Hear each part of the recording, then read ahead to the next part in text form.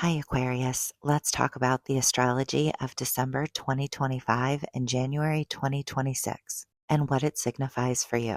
There's a lot going on with this chart, but let's start by talking about the full moon in Gemini that occurs on December 4th. This full moon is ruled by Mercury, which is newly direct here in Scorpio at this time. Mercury was retrograde through Scorpio and Sagittarius in November, and now it's going direct through those signs. Not only that, but Mercury is also forming a beautiful grand water trine with Jupiter and Saturn at this time. These are all really important parts of this chart, Aquarius, but let's start by just honing in on this full moon in Gemini in your fifth house. The fifth house relates to themes around your creativity, your fun and leisure time, the way you like to enjoy yourself. And children can show up in the fifth house as well. The fifth house is sort of a very joyful part of the chart. And a full moon in Gemini is really joyful too.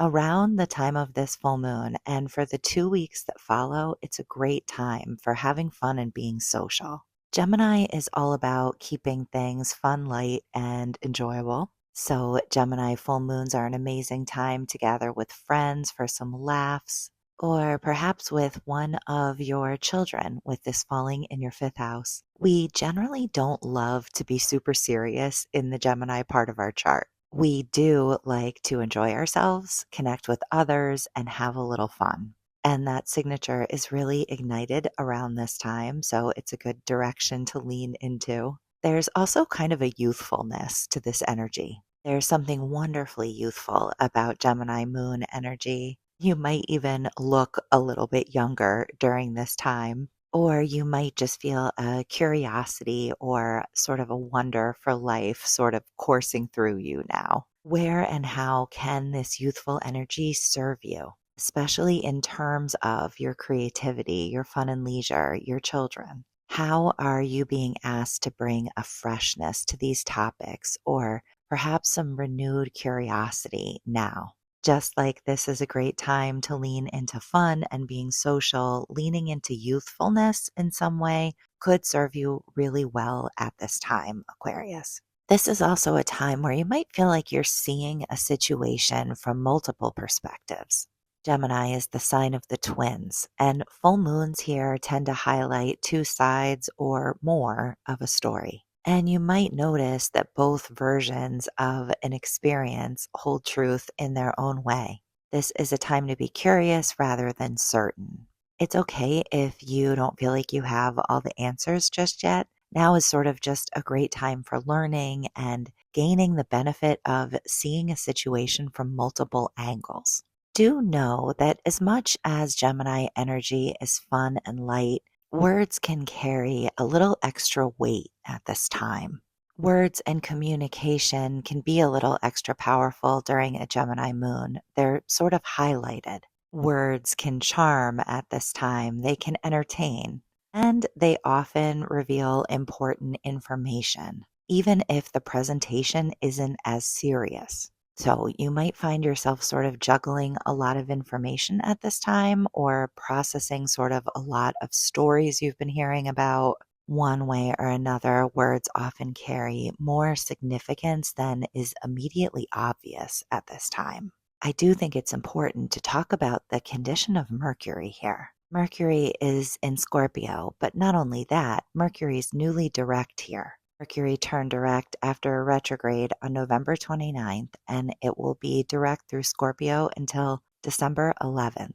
And then it will travel through Sagittarius from December 11th through January 1st, the sign where it began its retrograde. So we're looking actually at this as a story. At the time of this chart, Mercury is here in the 10th, but I want to talk about the 11th house too. So your 10th house is about your work and career and your public image. I often see public image show up when someone is a student or retired. If you're working or looking for work, this house is generally about your career, your work. And then the 11th house relates to friends and groups. The 11th house is sort of a very public house here. It's kind of the way you show up with people who know you, but not your closest people. Not at work, not with family members, with friends and groups that you belong to. Also, things like the internet and social media are ruled by the 11th. I feel like throughout the month of December, there's sort of a new, fresh understanding. Like you're understanding why in some way. There's something deep and psychological about this Mercury retrograde and now direct process through Scorpio and Sag. It might be helping you to understand someone else's motivation for doing something, or maybe even your own. The emotional undercurrents that drive us might be revealed around this time. You might realize why certain choices were made or what was really behind someone's words. There could be a sense of closure or empowerment here. The insights you're having aren't just coming in sharp and clear now, they're also a little bit transformative. That Scorpio signature is very transformative. This Mercury direct process and the retrograde that came before it in November is really bridging these two landscapes. Together, these two signs and houses are telling a story in your chart. Where have you been working something out? Where did you need to review, revise, reimagine your approach? What new clarity and perspective has come in now as a result of all your hard work and digging and optimism? Now in December, it's all about moving forward. It's time to move forward. The tone and the mood is lighter now that Mercury is moving direct. And your new perspective is helping you to move forward quickly and with confidence now, too. You've done the work in some way, you've learned some new truth. You may even be communicating about it very well at this point. And all of this might mean that you're suddenly gaining ground quickly, moving forward quickly in these areas now. And you're probably doing that with something of a new narrative. After weeks of rethinking, revising, and rereading between the lines, Mercury direct marks the beginning of a new story now. The confusion has lifted, the destination and the plot are clear. Now you might notice how what you've learned has helped you to feel more clear, decisive, and certain. You've been refined by the experience of Mercury retrograde through these parts of the chart, and you're ready to begin a new story, a new chapter in your adventure because of all you've learned and done. Not only is Mercury newly direct at the time of that Gemini full moon that we spoke about just a few minutes ago, it's also forming this beautiful grand trine with Jupiter and Saturn. Early in December, we come to the end of the grand water trine story that began in late October. At least for now, this grand water trine involving Jupiter and Saturn wraps up with this final pass of Mercury, now direct through this configuration. This marks a time, a story, a learning that's been about intelligence, intuition, maybe a little emotional wisdom, and Mercury coming in now direct again for a third and final pass through the trine. It's sort of the final scene in a story that's been unfolding since early fall. And it's interesting that this is coming up as Mercury is direct too. We're in such a time of endings and beginnings here, which feels appropriate for the last month of the year. In some ways, it's sort of bigger than that. Anyway, these parts of your chart are very professional. I will show you why. We're talking about career stuff here for you, most likely Aquarius. So we have Mercury here in your 10th house, which we've been talking about, work, career, and public image. This house sort of relates to your job title. And then Saturn is in Pisces in your second house. The second house relates to your earnings and your values. So that's where sort of the financial side of what you do professionally shows up. And then we also have Jupiter over here in the 6th house. The 6th house, which is ruled by Cancer in your chart, Aquarius, relates to your daily routines. Often your daily routines at work show up at this house, in this house, and also in terms of your self-care. So like the way you eat and sleep and exercise, sort of daily health habits like that can show up in the 6th, but also your daily routines at work in terms of your actual job responsibilities, what you actually do at work, and coworkers, the people that you work with can show up here too. So this grand water trine is beautiful and it's activated from December 1st through 9th.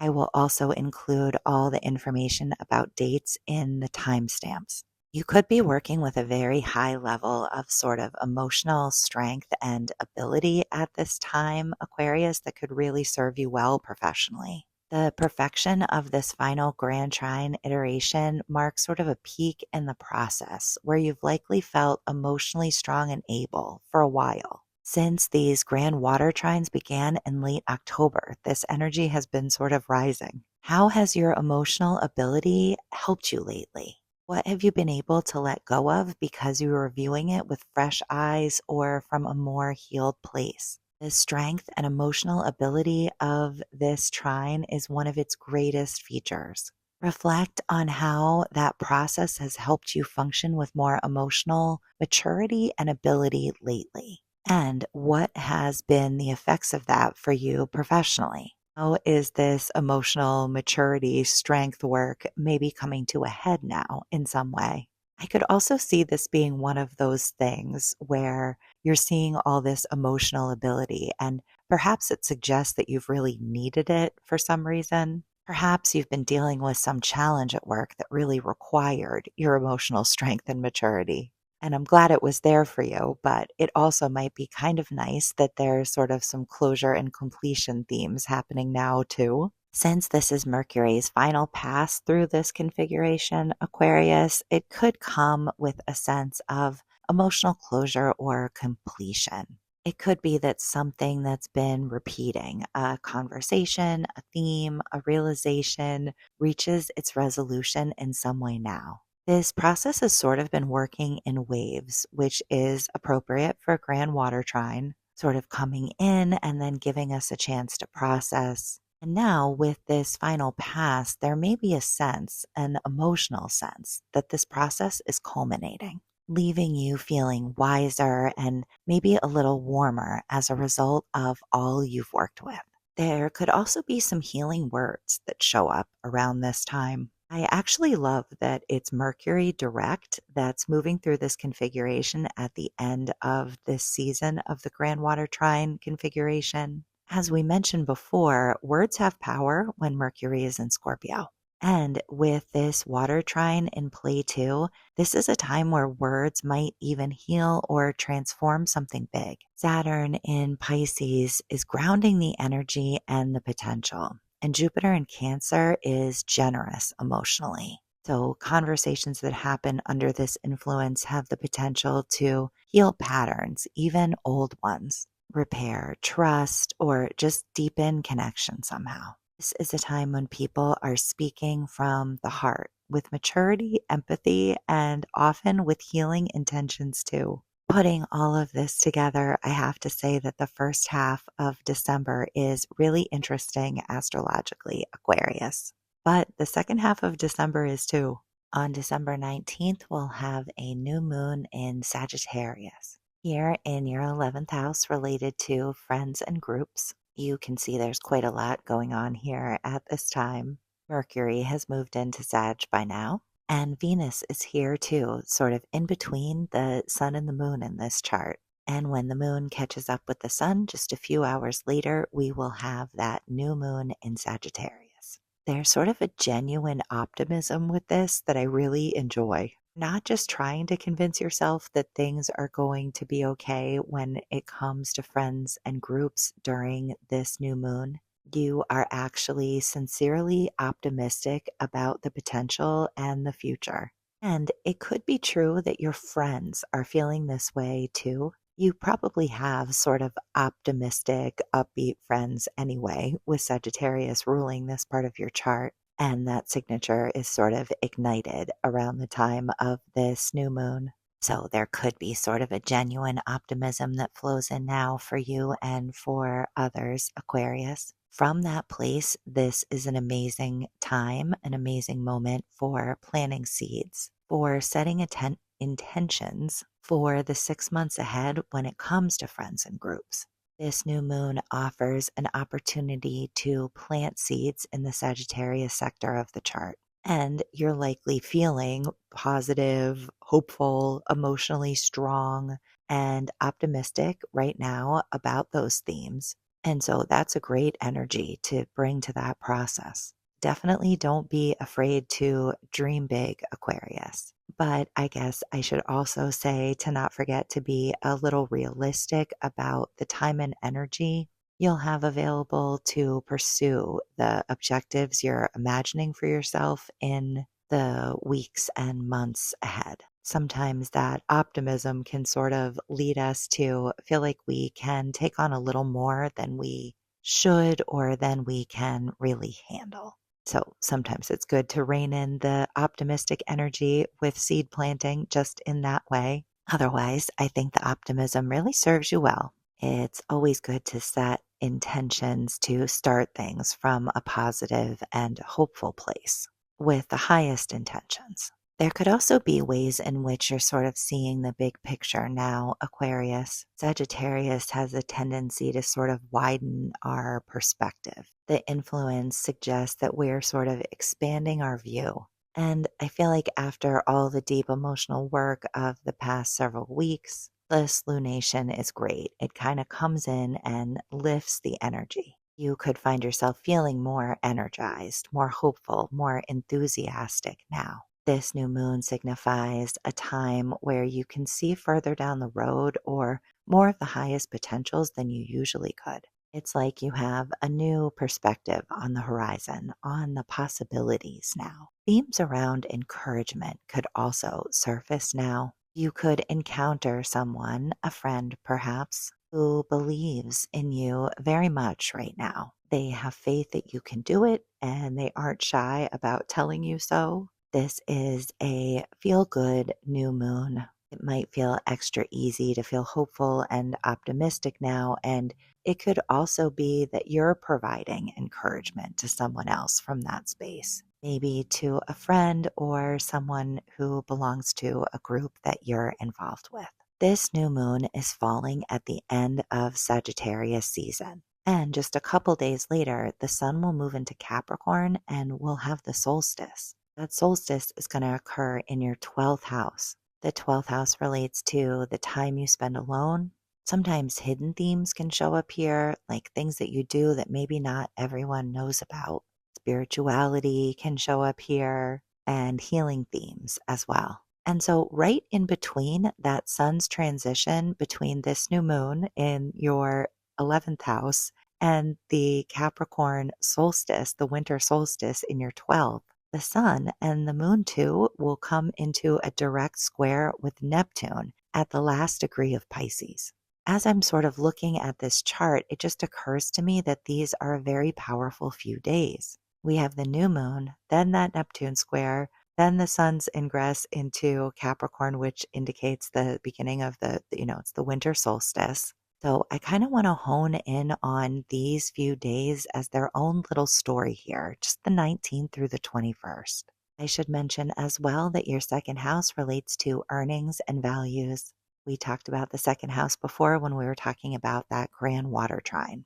So I think any and all of these signatures could sort of be highlighted around these potent few days. I love the sort of optimism and ambition of this signature. All of this Sagittarius energy is so optimistic, especially with the Neptune square encouraging some dreaminess and idealism.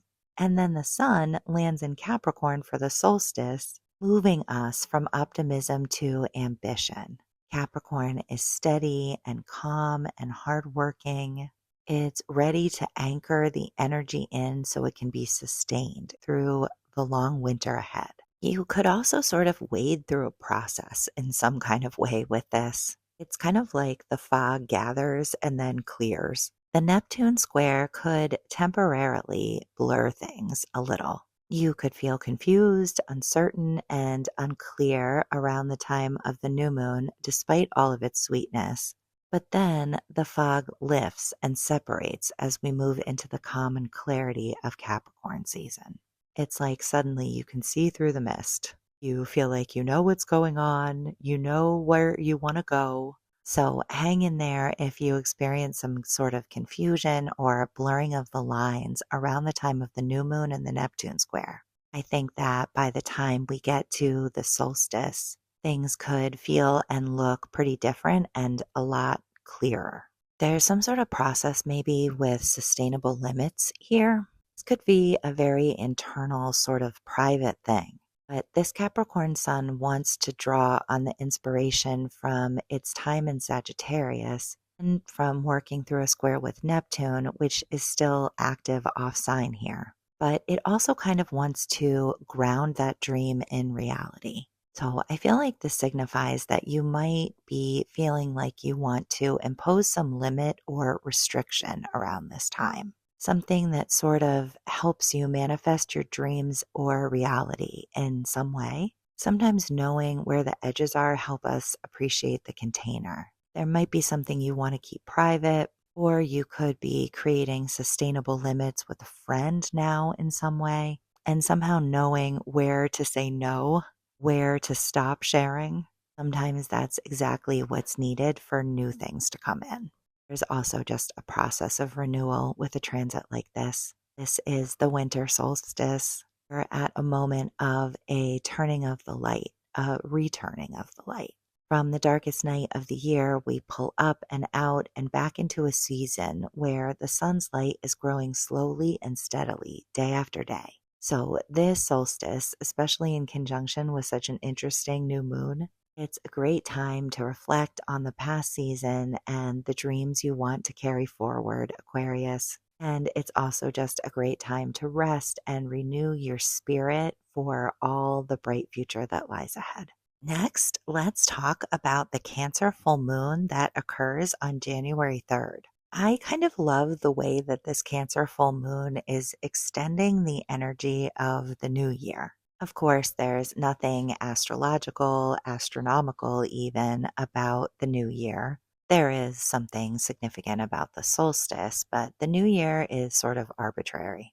But I think it's something that we observe so much in our daily lives that it is something that comes with some significance. We feel those sort of endings and beginnings, the reflection, the goal setting. And there's something about this Cancer new moon, just the potency of it, the fact that Jupiter is so close, how powerful this Capricorn season is. There's something about it that sort of extends the energy of the new year in my mind.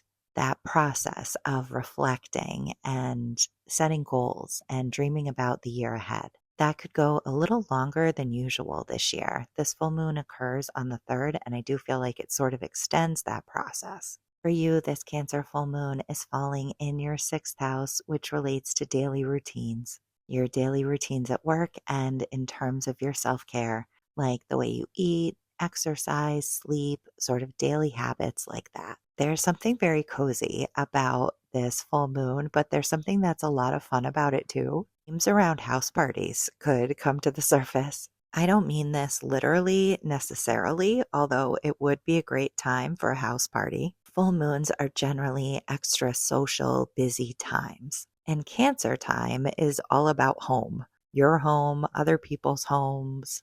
And Cancer especially loves being in bed, actually. This might be a time where being home could feel like a party, even if you aren't literally having one. But enjoying others' company at home, yours or theirs, might feel really nice and very soothing now, and you could have a lot of fun too.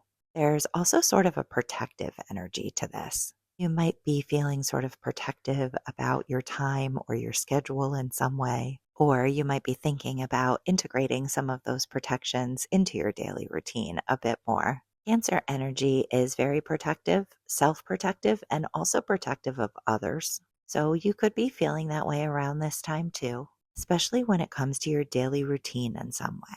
This isn't really the highest expression of Cancer energy though. So you might want to ask yourself if you're sort of being overly protective or maybe overly defensive. Is acting this way, feeling this way, really going to help you or someone else get where you're trying to go? I think that this is an important time for noting progress. The last 6 months, the last year really has been very dynamic for this part of the chart. Last winter, we had a Mars retrograde here. And then Mars was just here for months, right before Jupiter, which is exalted in Cancer, moved in over the summer. And this is Jupiter's favorite place to be. So, how has this part of your life expanded or improved lately? Was there some delay first? Jupiter is still working through this house and sign, so the good growth isn't all behind us just yet. But it's likely you can put your finger on some tangible, solid progress by this point in the cycle. And I think that this really goes with the energy of that looking back and forward that I talked about that is great to do around the time of the new year anyway. This is probably the part of the chart that had the most dynamic activity in 2025. So noting all the progress and growth that you've come into lately could be really important around this time, Aquarius, just for sort of integrating all of that and helping it land.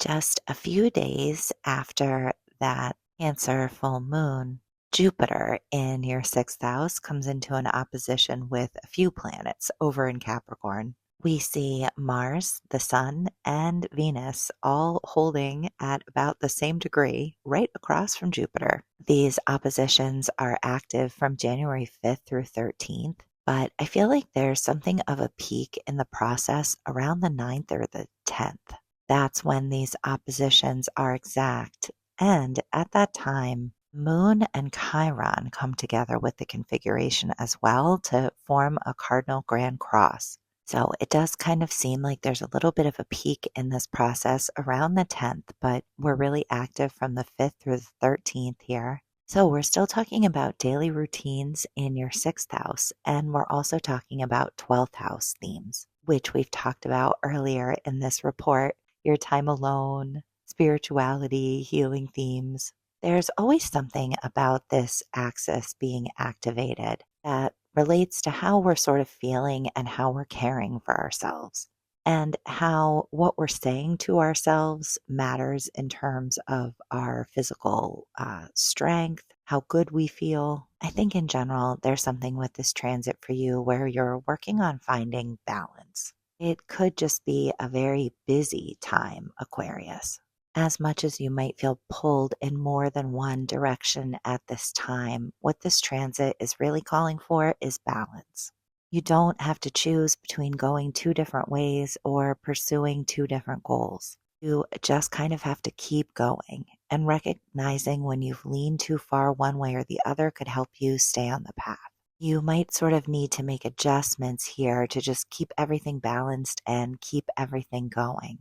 And I think that that might mean spending a little time alone here and there too, just to kind of have the strength that you need to keep all of those balls in the air in your daily routine. There may be something here about giving to others, sort of versus giving to yourself. Well, not really versus giving to yourself, but there may be themes around sort of finding the balance there that come up now too. I think that these transits could sort of help for generosity to meet stability. This kind of a transit, especially involving Venus and especially involving Jupiter in Cancer, can exaggerate our desire to give, to spend, to help, especially with Jupiter in your sixth house. But all this Capricorn energy is helping us remember that showing up in ways that are sustainable and reliable is really important too. So you might find yourself giving at this time without giving too much. You might also notice the way in which others are extra prone to make and keep promises, follow through, or just generally create stability during this time. There is drive here and compassion too. All of this Capricorn energy is very driven, very much ready to work hard and climb whatever ladder, staircase, or mountain needs climbing. But this Jupiter in Cancer energy is making sure we don't step on or over anyone else along the way. Compassion, concern, and care for others aren't really holding us back here, but it might kind of feel a little bit that way sometimes along the way with all the ambition of the Capricorn energy at this time. The Capricorn new moon that occurs on January 18th is beautiful. The moon and the sun are here with Mars and Mercury in your 12th house. We'll put those themes up here. And that new moon is forming a trine down to Uranus in Taurus in your 4th. The 4th house is about your home and family of origin. It's sort of about your foundation, the 4th house. Current family members sometimes show up here, but most often, it's about parents, your family of origin, or even other ancestors. And then the new moon is also forming a sextile to Saturn and Neptune at the late degrees of Pisces here. In this Pisces ruled second house related to earnings and values, we've also been here quite a bit this report. This is a really nice new moon, and I think it's really supportive, especially in terms of building and planning the future.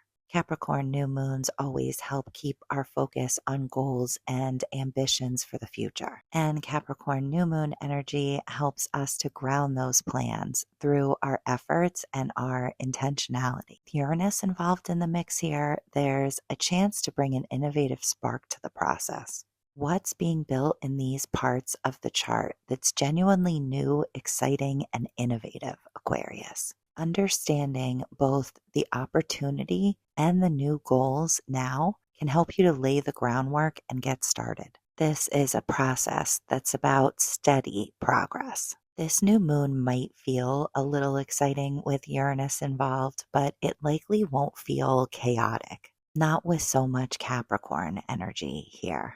Progress now in the Capricorn part of the chart is steady and solid. Small changes to habits or to systems could subtly shift how you approach your goals. You're evolving and progressing here through consistency and small tweaks, not through total upheaval. At the end of the day, these are the kinds of changes that are the most likely to hold. It's progress that's slow and steady, and it's progress and change that you can really count on. Like you're sort of being disciplined about your dreams now, Aquarius. The Capricorn Pisces link here is a great reminder that success isn't only about results, it's also about allowing yourself to dream big. Generally, we have to kind of imagine what's possible before it can actually manifest in our tangible experience. During this new moon, you might inherently appreciate the importance of taking care of yourself, resting a little, and allowing yourself to really dream. You may even be a little disciplined in sort of a Capricorn way about your approach to resting and dreaming and spending time alone. And that's right on time.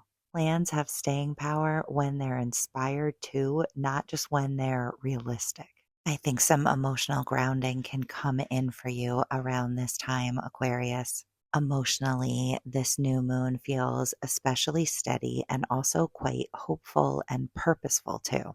Capricorn's energy suggests a calm focus is available now. And that's possible alongside this powerful imagination and dreaming process for the future that Uranus and Neptune are suggesting could be playing out now too. There's something very emotionally grounding about this combination. You could be feeling safe and strong and steady and sort of full of hope and dreams about the future as well. I have to say that Aquarius season is one for the books. I will be talking about it on the podcast that I host live on YouTube twice a week. If you enjoyed this video, you would probably enjoy those as well. I'll attach that here. And I will also talk about that Aquarius season, eclipse season in the February reports, Aquarius. For now, have a wonderful December 2025 and January 2026. Thanks for watching.